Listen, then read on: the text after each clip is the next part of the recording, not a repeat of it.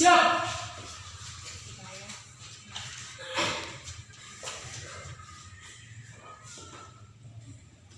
Hormat. Selamat pagi, Ibu. Selamat pagi adik-adik, silakan duduk.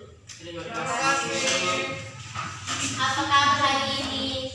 Kabar baik, Ibu. Puji Tuhan karena kabar adik-adik pada pagi hari ini baik-baik saja.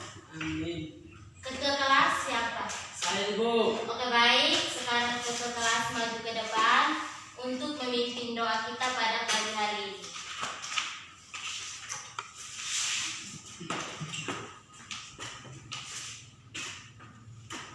Baik teman-teman, saya harap berdiri.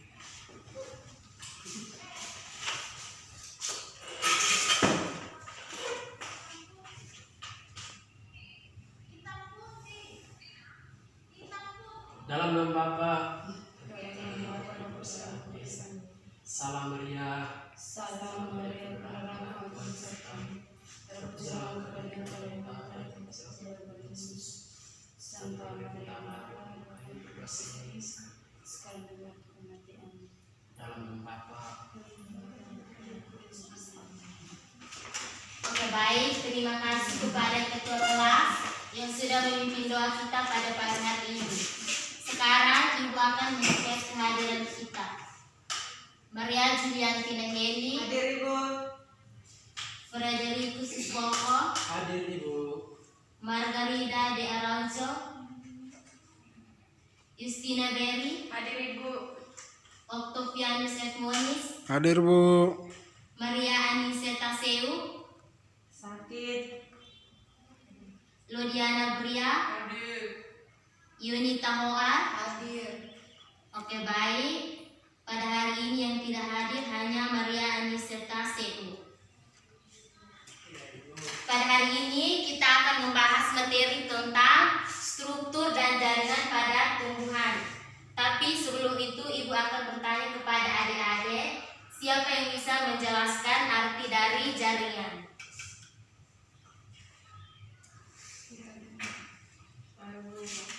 Jaringan adalah kumpulan beberapa sel yang memiliki struktur dan bentuk yang sama serta mendukung fungsi yang berbeda-beda.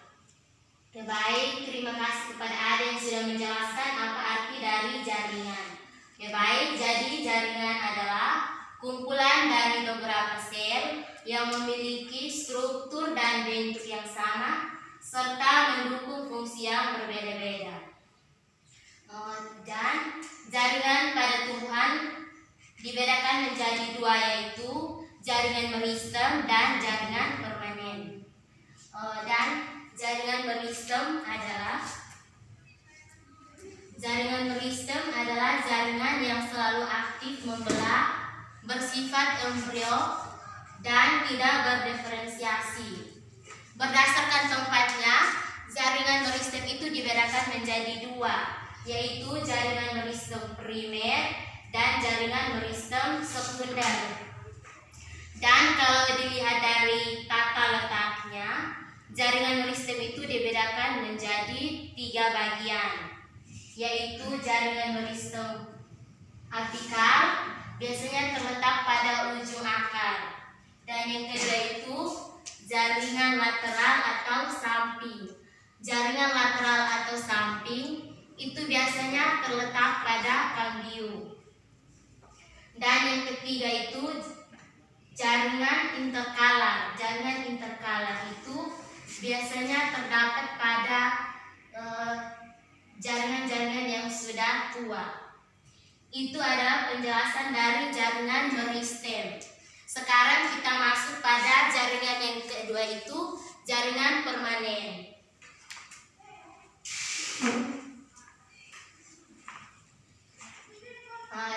Pengertian dari jaringan permanen.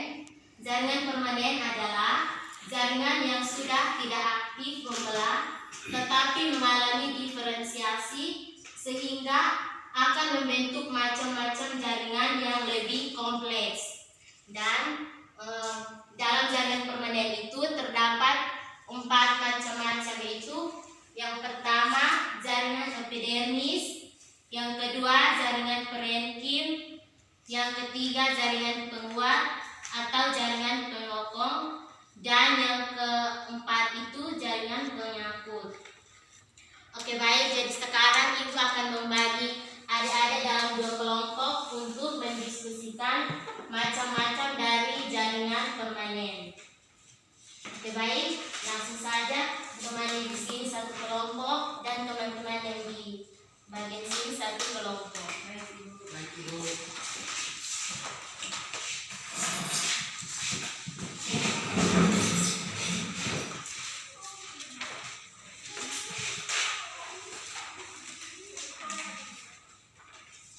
Dan untuk kelompok bagian sini silakan tulis soalnya. Soalnya adalah jelaskan jaringan epidermis dan jaringan parenkim beserta fungsinya.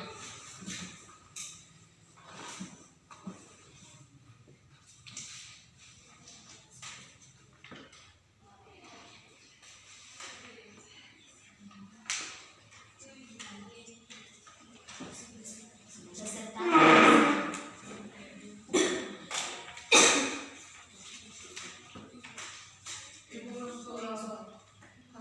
jelaskan jaringan epidermis dan jaringan parenkim beserta fungsinya.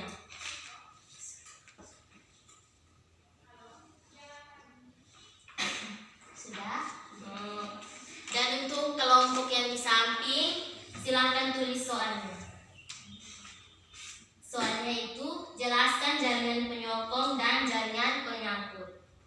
Jaringan penyokong dan jaringan penyangkut.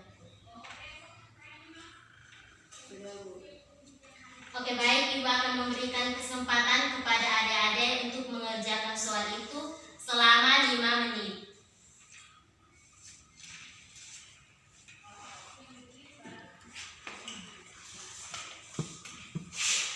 Semuanya harus aktif dalam kelompok karena nanti sebentar Ibu akan tunjuk 2 orang maju ke depan untuk menjelaskan.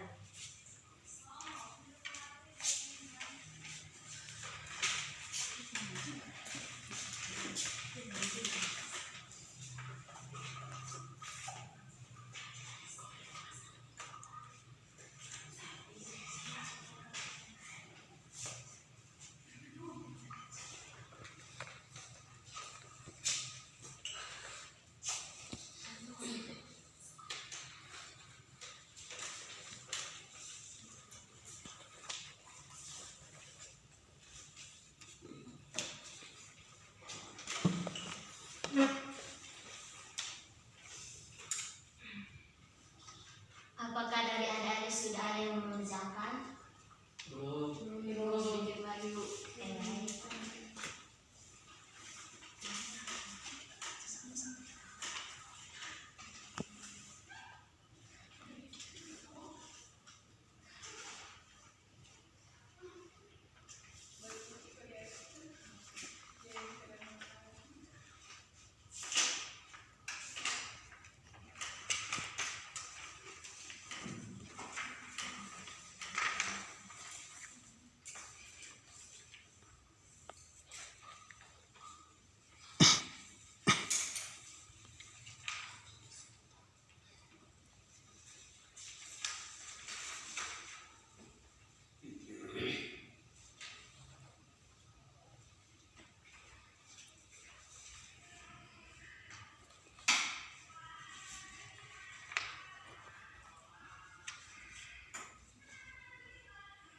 Baik, sekarang waktunya habis. Saya berikan kesempatan kepada kelompok 1 untuk maju ke depan dan mempresentasikan hasil diskusinya kepada teman-teman yang lain. Utus 2 orang untuk maju ke depan.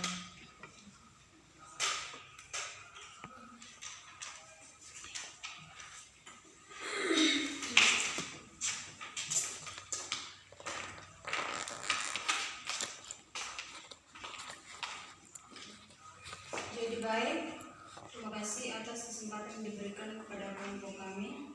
Di sini kami akan menjawab soal yang Ibu sudah kasih, yaitu jelaskan jaringan epidermis dan jaringan parenkim beserta fungsinya.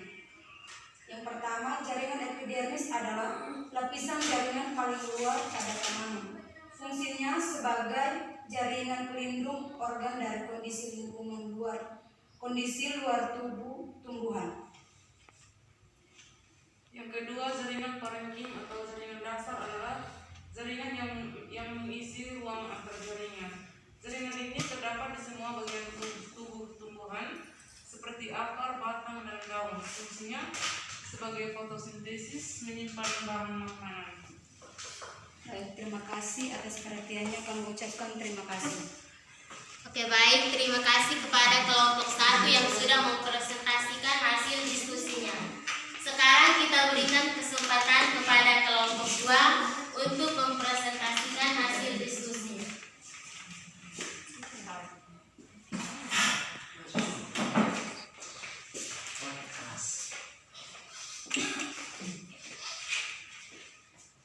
Baik, terima kasih Ibu dan teman-teman semua. Di sini saya mewakili kelompok 2 untuk menjelaskan jaringan penyokong dan jaringan pengangkut.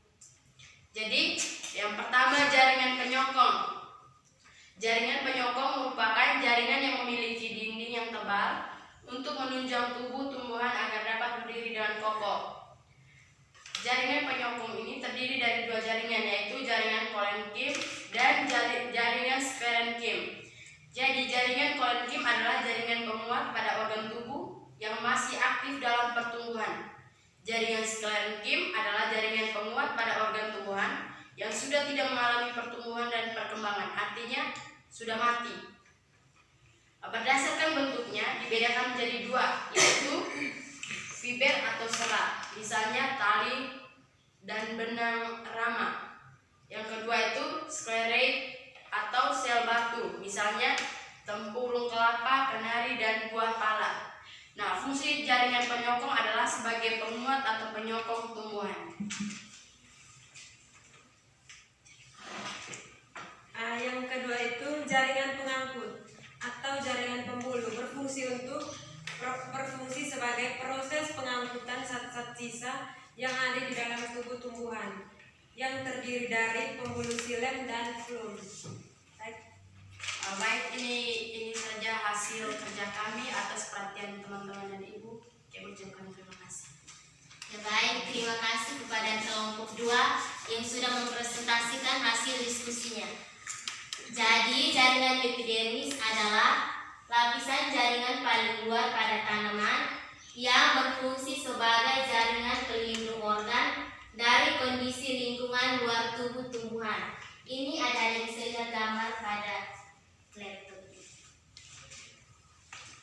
Kalau tidak lihat bisa maju ke depan untuk lebih jelas lagi. Baik.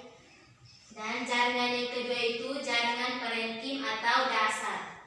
Jaringan parenkim adalah jaringan yang mengisi ruang antar jaringan-jaringan. Ini terdapat di semua bagian tubuh tumbuhan itu seperti akar, batang, dan daun. Ini adalah gambar pada jaringan parenkim atau dasar. Dan jaringan yang ketiga itu jaringan penyokong atau penguat. Jaringan penyokong berfungsi sebagai penguat atau penyokong tumbuhan, dindingnya tebal dan akan berhenti melakukan pembelahan ketika sudah mencapai usia dewasa. Ini adalah gambar pada jaringan penguat. Dan jaringan yang ketiga itu jaringan pengangkut. Jaringan pengangkut atau pembuluh berfungsi untuk proses pengangkutan zat-zat yang ada dalam tubuh yang terdiri dari pembuluh xilem dan flum. Siapa yang bisa menjelaskan fungsi dari xilem? Oke, baik. Fungsi dari xilem adalah pengambilan unsur hara dari dalam tanah dan menyebarkan ke seluruh tubuh. Dan yang kedua itu flum. Dan ada siapa yang bisa menjelaskan fungsi dari flum? Tidak tahu. Ya, baik. Jadi fungsi dari flum sebelum itu untuk melakukan fotosintesis dan menyebarkan ke seluruh tubuh tumbuhan. Oke, baik, materi kita pada hari ini cukup. Apakah adik-adik ada pertanyaan atau di bagian mana yang kurang mengerti bisa bertanya? Kalau tidak ada pertanyaan, pulang ke rumah masing-masing dan perdalami materi kita pada hari ini lagi. Dan jangan lupa pelajari materi untuk minggu depan, yaitu tentang organ-organ pada tumbuhan. Baik Ibu. Baik, sekarang mengundang satu orang ke depan untuk memimpin doa kita.